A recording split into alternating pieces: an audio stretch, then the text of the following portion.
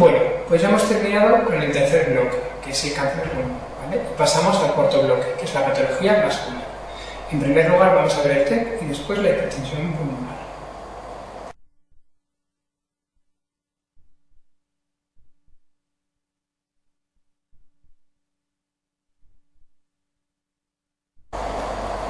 Enfermedad tromboembólica, ¿vale? Es un concepto nuevo, ya no se habla de TEP y de TVP, se habla de enfermedad tromboembólica, ¿vale? ¿Por qué? Porque el 95% de los tromboembolismos pulmonares vienen de trombosis venosas profundas y el 66% de las trombosis acaban dando un TEP si no se trata, ¿vale? Por lo tanto, se ha visto que es prácticamente la misma enfermedad, ¿vale? Los factores de riesgo los conocemos de sobra, ¿vale? Son pues, antecedentes de trombosis, ¿vale?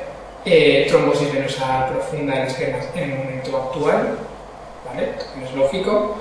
Inmovilización, cáncer, cirugía, hipercoagulabilidad de cualquier razón, ¿vale? Entonces, ¿qué es lo que produce un tromboembolismo pulmonar? Bueno, pues produce que se obstruya una arteria o una rama dentro del pulmón, ¿vale? Y eso genera un espacio muerto, porque genera áreas bien ventiladas y mal perfundidas.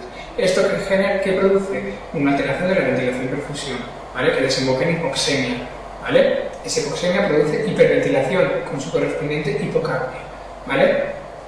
Por otro lado, la hipoxemia, aparte de hipoventilación, también produce vasoconstricción, por lo tanto, aumenta las resistencias en el lecho vascular pulmonar, ¿vale? Con lo que se sobrecarga el ventrículo derecho, ¿vale? Esa sería la fisiopatología del TEP. La clínica pues es muy variable, generalmente consiste en una disnea súbita, ¿vale? Disnea súbita es un dato clave para aceptar este tipo de preguntas, ¿vale? Y luego se suele acompañar de dolor, que puede ser dolor de características pleuríticas, ¿vale? Si es un TEP periférico, o de características centrotorácicas opresivas, ¿vale? De tipo anginoso, ¿vale? Si es un TEP masivo, ¿por qué? Pues sobrecarga el ventrículo derecho, ¿vale? Además, si es periférico, muchas veces se acompaña de derrame pleural, de tos, conductisis, etc., ¿vale? Y el TEP masivo, el TEP central, se puede acompañar de hipotensión, síncope, etc. Son síntomas de mayor gravedad, ¿de acuerdo? Entonces, ¿cómo establecemos la sospecha clínica de un TEP? ¿Vale? La sospecha clínica se obtiene con la clínica del paciente y las pruebas complementarias básicas, que son el electrocardiograma, que nos mostrará taquicardia, nos mostrará un patrón S1Q3T3, que es bastante característico, nos mostrará test negativas de V1 a V4, que es bastante frecuente, ¿vale? Y cualquier signo de sobrecarga derecha, ¿vale? En la radiografía de tórax, lo que más nos ayudaría sería una radiografía de tórax normal. ¿Por qué? Porque una persona con disnea y radiografía normal es bastante sugestivo de TEP. Lo que pasa es que normalmente hay alguna alteración, ¿vale? Puede haber un poco de derrame pleural, alteración de diafragma, etc., ¿vale? Otro parámetro que nos ayuda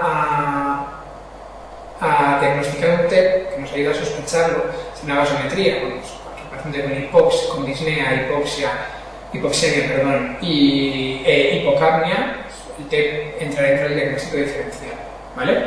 Entonces, con estas pruebas y los antecedentes establecemos la probabilidad clínica, ¿vale? Con el sistema de Wells, es decir, la clínica, la radiografía, el electrocardiograma y los antecedentes del paciente, tenemos una sospecha, ¿vale? Una probabilidad clínica, ¿vale? Si esta probabilidad clínica es baja, ¿vale? Lo primero que hay que buscar sería el dímero D, ¿vale? Si el dímero D es negativo, es decir, es menor de 500 el valor de referencia del laboratorio, ¿vale? Si es normal, descartaría TEP, es decir, probabilidad baja, con dímero D negativo, descarta TEP, ¿vale? Dentro de lo razonable.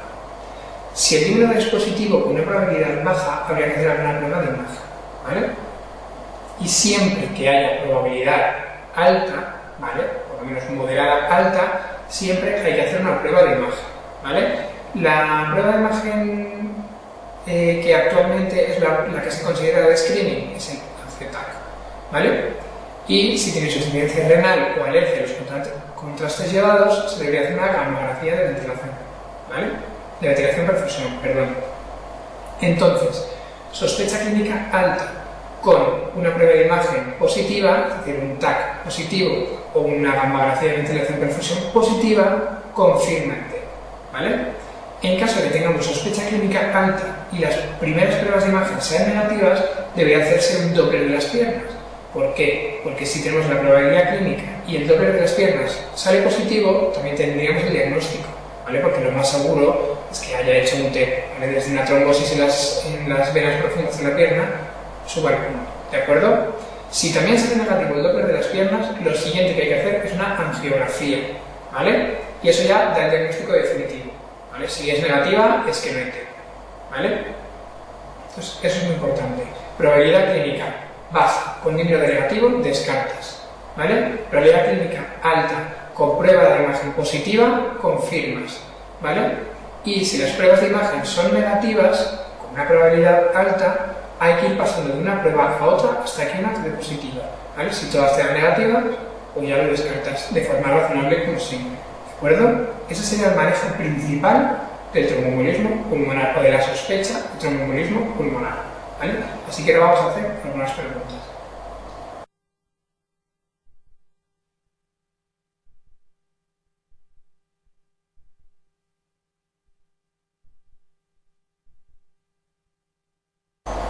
Pregunta número 73. Sobre las técnicas diagnósticas de la enfermedad tromboembólica venosa, señala falsa. 1. En la actualidad, el ataque helicoidal con contraste es la prueba de elección ante sospecha de TEP, es decir, la de screening, eso es cierto. 2. Se considera la gammografía pulmonar de alta probabilidad aquella que presente un defecto de perfusión segmentario con ventilación normal. Bueno, esto parece bastante razonable, ¿no? Pasamos a la siguiente respuesta. 3. El ataque espiral con contraste es muy sensible en la detección de émbolos del lecho vascular pulmonar proximal. ¿Cierto? ¿No? Distal sería angiografía, proximal, TAC.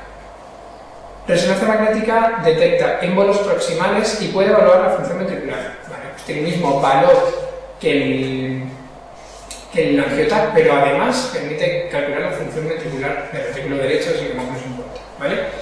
El ecocardiograma serviría para lo mismo, ¿vale? Para émbolos masivos proximales y para calcular la función ventricular, ¿vale? Lo que pasa es que es menos sensible para descubrirlo, ¿vale? Pero en algunas ocasiones, si hay inestabilidad hemodinámica, puede estar indicado de entrada, ¿vale?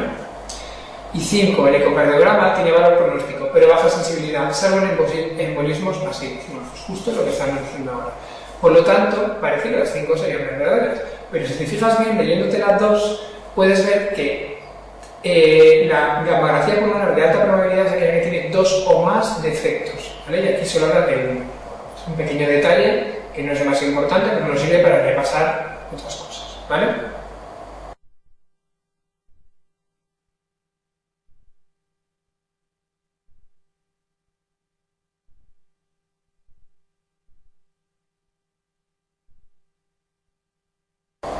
Pregunta número 76. Un paciente de 65 años diagnosticado hace un mes y medio de adenocarcinoma gástrico acude a urgencias por un cuadro de disnea de inicio súbito. Dolor en el costado derecho aumenta con la expiración de expectoración hemoptoica. En la exploración física se aprecia taquicardia a 110 latidos por minuto, tensión arterial de 120-60, temperatura de 37,3 y un roce pleural en la base derecha. En la radiografía se ve una elevación del diafragma derecho. Gasometría arterial: PO2 de 61, CO2 de 32 y pH de 7,47. Se realiza un ATAC con contraste que no confirma el diagnóstico de sospecha. ¿Cuál de las siguientes pruebas realizaría a continuación? Bueno, pues es alta probabilidad clínica, porque tenía adenocarcinoma, disnea de inicio súbito, con dolor, con hemoptisis, taquicardia, roce pleural, la placa de tórax también tiene una elevación del diafragma, ¿vale? Tiene hipoxemia, con hipocapnia, etc. ¿Vale? El TAC no lo confirma. Alta probabilidad clínica con primera prueba negativa. Hay que hacer una segunda prueba de imagen. ¿Cuál es la más indicada? Ecodoppler de miembros inferiores. ¿De acuerdo? En la 77 nos dice, en caso de que esta fuera negativa, ¿cuál sería el siguiente paso? Hemos dicho antes que era la arteriografía. ¿De acuerdo? Vale, la siguiente pregunta es la 78. ¿Cuál de las siguientes afirmaciones acerca del diagnóstico del TEP me parece correcta? 1. El DNAD tiene alto valor predictivo negativo en pacientes con alta probabilidad clínica de TEP. Mentira, es con baja probabilidad, ¿vale? Baja probabilidad con DNAD negativo, descartamos TEP, ¿vale? Segundo, la TAC de toras con contraste es la primera prueba a realizar en pacientes con alta sospecha de TEP, si la aspiración de los miembros inferiores es normal. Bueno, pues esta es cierta, ¿no? 3. Una gasometría arterial normal descarta el diagnóstico. Eso tampoco es cierto. ¿Vale? Hay pacientes con gasometría normal, pues un TEP pequeño, pero muy sintomático, ¿vale? Como le produce mucho dolor y produce derrame, sin necesidad de producir lipoxemia, ¿vale? 4. En pacientes hemodinámicamente inestables, el ecocardiograma carece de valor diagnóstico. Esto no es cierto, porque como hemos dicho antes, el ecocardiograma es especialmente útil en pacientes con inestabilidad hemodinámica, ¿vale? Que puede llegar a ser la primera prueba a realizar, para ver, porque a veces se puede llegar a confundir con un tamponamiento cardíaco, ¿vale? Y 5. Actualmente el ecodoppler de miembros inferiores no tiene ninguna indicación en pacientes con sospecha de TEP si la exploración física no muestra signos de trombosis venosa profunda. Bueno, pues aquí esto tampoco es cierto, ¿vale? Porque siempre va a tener alguna indicación. O sea, una alta probabilidad de pruebas negativas es un Doppler, ¿vale? Independientemente de que tenga signos o no los tenga, ¿vale? Además, en esta pregunta es muy importante que os deis cuenta que la respuesta 3 hay un descarta, la respuesta 4 hay un carece y la respuesta 5 hay un ninguna, ¿vale? Ojo con este tipo de cosas. Siempre que se hable de siempre, nunca, patronomónico, etcétera, hay que mirar la respuesta, por lo menos, con un poco de sospecha, ¿de acuerdo? Eso siempre tenedlo en cuenta.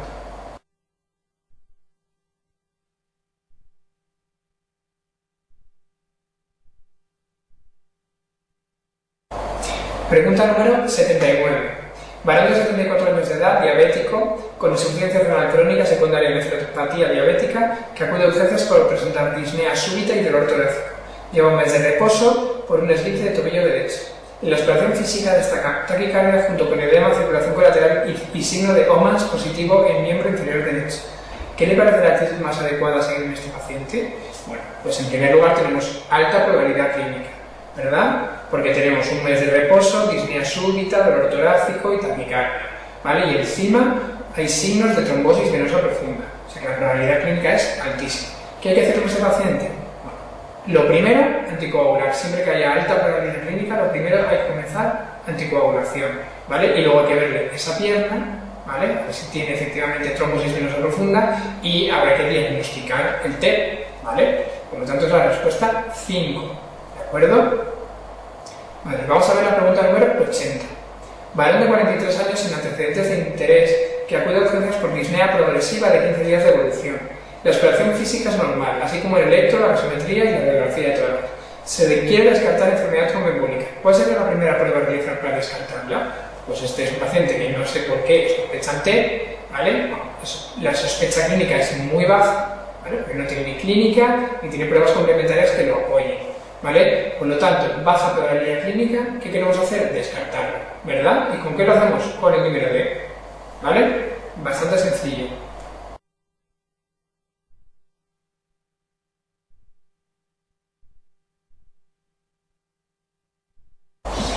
Bueno, entonces ahora vamos a la otra parte. Por un lado está el manejo inicial, el manejo diagnóstico y está el manejo terapéutico, ¿vale? Entonces, en una sospecha, alta sospecha de TEP estable, hay que anticoagular, ¿vale? Se pondrá heparina, ¿vale? Y luego, al cabo de unos días, se le añadirá el acenocumarol. ¿De acuerdo? Tienen que estar juntos un mínimo de 5 días y un mínimo de 48 horas cuando ya esté bien anticoagulado.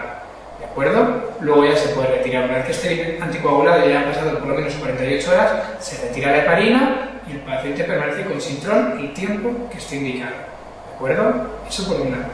En el caso de la embarazada, bueno, pues en la embarazada sabemos que están contraindicados los anticoagulantes orales, por lo tanto será solo con heparina. Y las 2 últimas semanas siempre deben ser con heparina no fraccionada, ¿vale?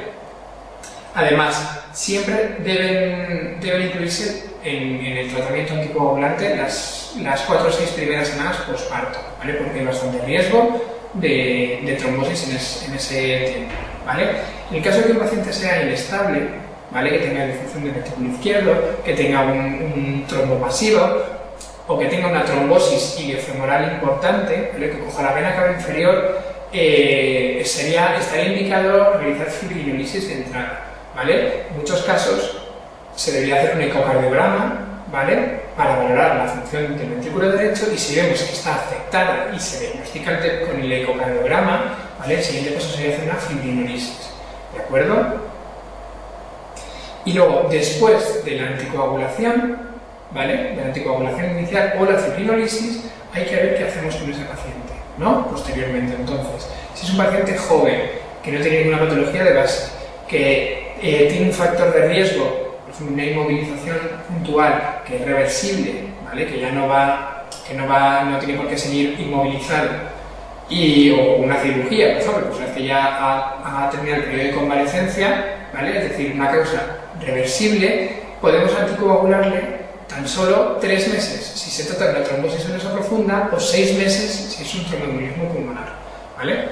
En caso de que tengamos un paciente mayor de 60 años con un TEP recurrente, o que tengamos una causa que sea irreversible, ¿vale? Se debe anticoagular de por vida, ¿vale? Con un INR alto en los primeros meses, entre 2 y 3, y luego un poquito más bajo, entre 1,5 y 2, a partir de los primeros 6 meses o del primer año, ¿de acuerdo?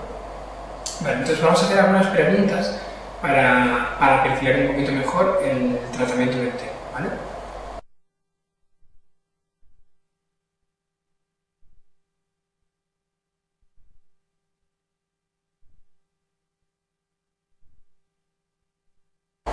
En primer lugar, pregunta 75. Mujer de 64 años ingresada por cirugía del meningioma temporal derecho. A las 48 horas de la intervención presenta disnea súbita.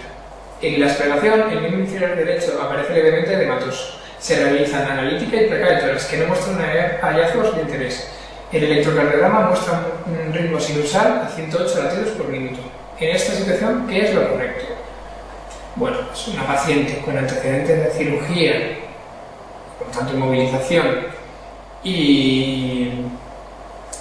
disnea súbita con un antecedente positivo, la probabilidad clínica es alta, ¿vale? Es alta probabilidad clínica, por lo tanto habría que anticoagular de entrada y luego hacer una serie de pruebas, ¿vale? Además tiene el miembro inferior derecho, hematoso, etc. Por lo tanto, aumenta todavía más la probabilidad clínica. ¿De acuerdo? El problema es que ha sido operada del sistema nervioso central, que es una de las contraindicaciones de la anticoagulación, ¿vale? Por lo tanto, habría que poner un filtro de capa, ¿vale? Esto es la teoría. Luego, en la realidad, puede que en este caso se hicieran otras cosas, pero de cara al examen, esto es lo que habría que poner, ¿vale? Un filtro de capa. Las contraindicaciones de la anticoagulación, pues, supongo que todos lo sabréis, porque son bastante importantes, son sangrado activo, ¿vale? Como es lógico, o procesos intracraneales, tipo, por ejemplo, un ictus hemorrágico reciente o no reciente o pasado, ¿vale? Cirugía de la médula espinal, de la retina o del sistema nervioso central, ¿vale? También estaría contraindicada la anticoagulación, una disección aórtica, etc. ¿Vale? Hay una serie de casos que hay que saberse y que pueden preguntar, ¿vale?